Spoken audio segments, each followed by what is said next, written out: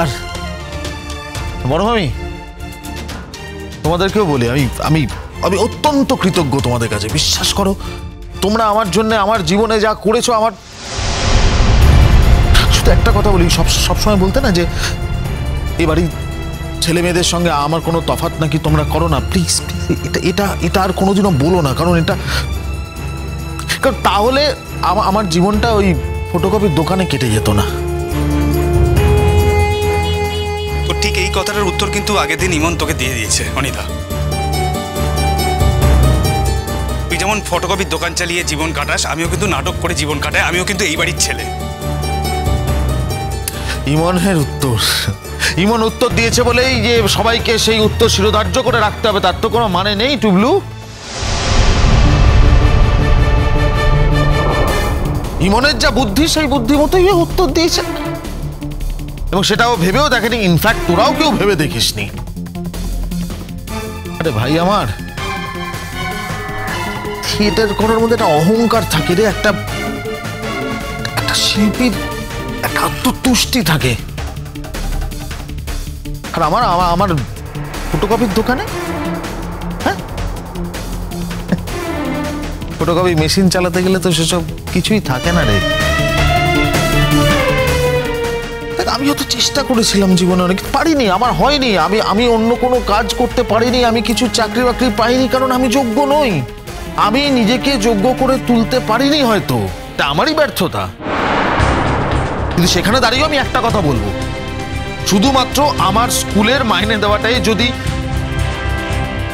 যদি আমাকে দেখাশোনা করার সমস্ত দায়িত্ব পালন হয়, তাহলে আমি ধরে নেব যে এই বাড়ির প্রত্যেকে সাকসেসফুল, আমি একমাত্র ফেলিয়ার। আমি ফেলিয়ার।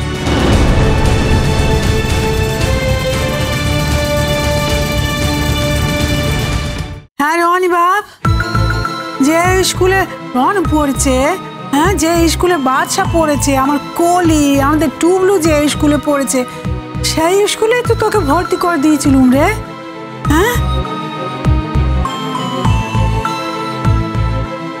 আমাদের বাড়ির ছেলে মেয়েরা তো কলেজে যেদিন থেকে ভর্তি হয়েছিল সেদিন থেকে তো সেই টিউশনই করে চালিয়েছে। তোরা তো তাই করেছিলি, তাহলে কোথায় আলাদা হলো বল দিনি, কোথায় আলাদা হলো? হ্যাঁ, আর আমি তোকে ভালোবাসিনি? হ্যাঁ, যখনই কোনো ভালো খাবার ওই দিন ছুটতে তোর কাছে যায়নি কো, তোকে পাত পেরে বসে খাই আমি বলিনি? তুই না খেলে আমি মোটে খাবনি। হ্যাঁ, খাইয়েছো এবং আজকে সেই খাওয়া নিয়ে আমায় খোঁটা দিচ্ছ।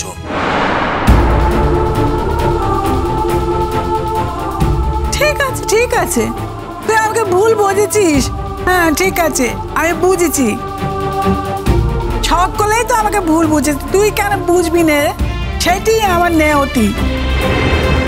আর তোর যদি তাই মনে হয় যে তো খাওয়া নিয়ে আমি বলেছি, তুই খেয়েছিস বলে খোঁটা দিয়েছি, বেশ, তো তাই হবে। আমি কোনো প্রতিবাদ করবো নি। তুই ঠিক, সবাই ঠিক, আমি শুধু ভুল। আজ কোনো ঝুট ঝামেলা করো না গো। পুরনো কাসুন্দি ঘেটে তো কোনো লাভ নেই। পুরনো কাসুন্দি আমি ঘাটছি না মেজমামু, পুরনো কাসুন্দি ঘাটছ তোমরা।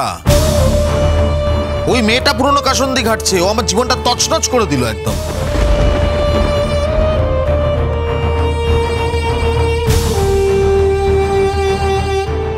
অনিতা, আসলে ইমন বুঝতে পারেনি যে তোমার কাছে তোমার জীবনের অতীতটা যে এতটা অপমানজনক।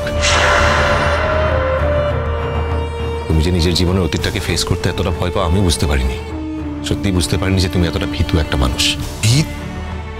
ভয়? কিসের ভয়? আমি কারোর জীবনে বিড়ম্বনা তৈরি করতে চাই না। তুমি ভাবছো আমরা বিড়ম্বিত হব? আমরা তো ভাবছি না যে আমরা বিড়ম্বিত হব। তাই যদি ভাবতাম তাহলে কি এইভাবে ছুটে আসতাম তোমাকে কাছে নেবার জন্য? না, সেটা তো এসছেন ফুলমা যাতে সুস্থ হয়ে ওঠে। ফুলমা যদি আমাকে কাছে পায় তাহলে ফুলমার সমস্ত আকাঙ্ক্ষা পূর্ণ হবে এবং ফুলমা সুস্থ হয়ে উঠবে, সেই কারণেই আপনি ছুটে এসছেন।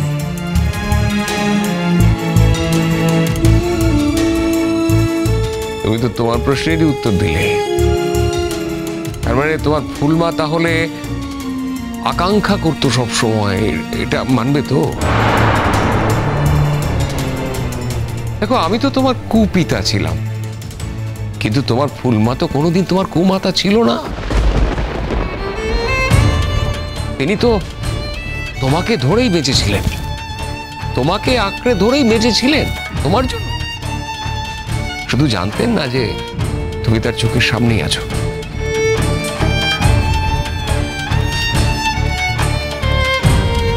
তুমি বলছো তোমার ফুলমা সুস্থ হয়ে যাবেন তুমি কাছে গেলে, তার মানে তোমার অভাব তোমার ফুলমার জীবনে একটা অসুস্থতার কারণ, এটা তো তুমি স্বীকার করে নিলে।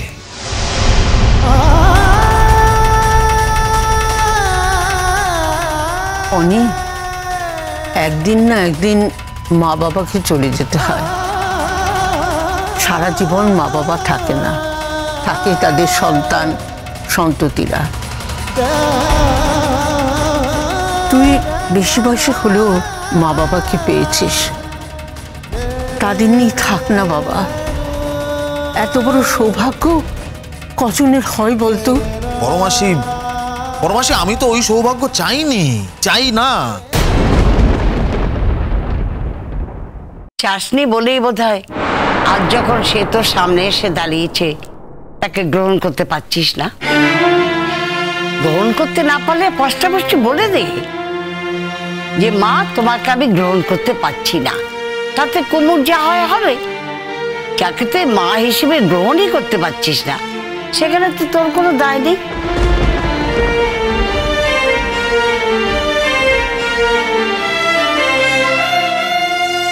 অনি বাবা, ওর কাছে বল আমি তোর মা না। না, জন্ম যখন দিয়েছো তখন তো মা বলতেই হবে, সেটা তো অস্বীকার করতে পারবো না। কিন্তু তুমি তো আমার কাছে কিছু জানতে চাওনি অনি, তুমি ধরেই নিয়েছো আমি অপরাধী। আমরা অখেয়ালে তোমার জন্ম দিয়েছি। কটা সন্তান এই পৃথিবীতে পরিকল্পনা করে আসে বলো তো? যারা পরিকল্পনা করে আসে না তারা সবাই যে ফেলায় বড় হয়, এই প্রমাণ তুমি দিতে পারো? আমাকে যখন এই বাড়ি ছেড়ে চলে যেতে বলা হয়েছিল তখন আমার কোনো সহায় সম্বল ছিল না। কোনো সম্বন্ধ দেখা হচ্ছিল বলে আমরা নিজেদের মতো করে নিজেরা বিয়ে করে নিয়েছিলাম। আর বিবাহিত দম্পতি হিসেবে আমরা পরস্পরের কাছে যেতে কোনো অন্যায় মনে করিনি সেটাকে। আমরা ভালোবেসে দুজনের কাছে এসেছিলাম।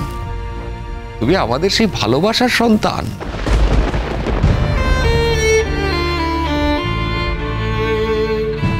আমি যখন এ বাড়ি থেকে চলে যাই তখন বিভিন্নভাবে কুমুর খোঁজ নিতে চেয়েছি। আমি জেনেছি কুমুর বিয়ে হয়ে গেছে, কুমু স্বামী ছেলে মেয়ে নিয়ে সুখে সংসার করছে। কিন্তু আমাদের একদিনের কাছাকাছি আসার ফলে যে তোমার জন্ম হয়েছিল এটা আমি জানতাম না। আমি ভেবেছিলাম কুমু যখন স্বামীর সন্তান নিয়ে সুখে সংসার করছে তখন আমি আর কুমুকে কোনোভাবে বিব্রত করব না। আমি যদি তোমার মাকে ভুলে যেতে পারতাম, তোমার মার অস্তিত্বের কথা ভুলে যেতে পারতাম, তাহলে কি সারাটা জীবন এভাবে আমি একা একা থাকতাম? আমি কি নিজের জীবনটা নতুন করে সাজিয়ে নিতে পারতাম না? কি পেয়েছি আমি জীবনে?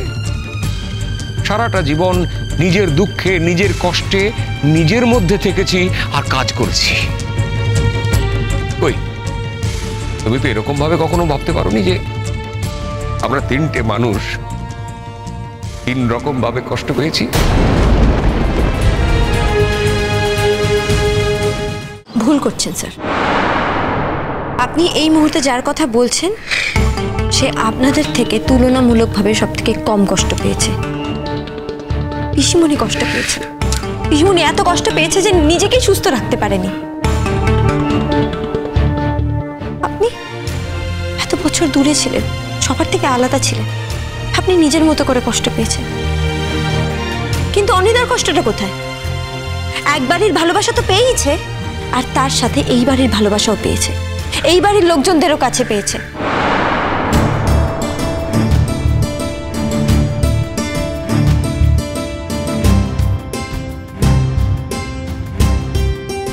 স্যার প্লিজ আপনি আপনার কথাটাও উইথড্র করুন, কারণ অনিদা কোনো কষ্টই পায়নি।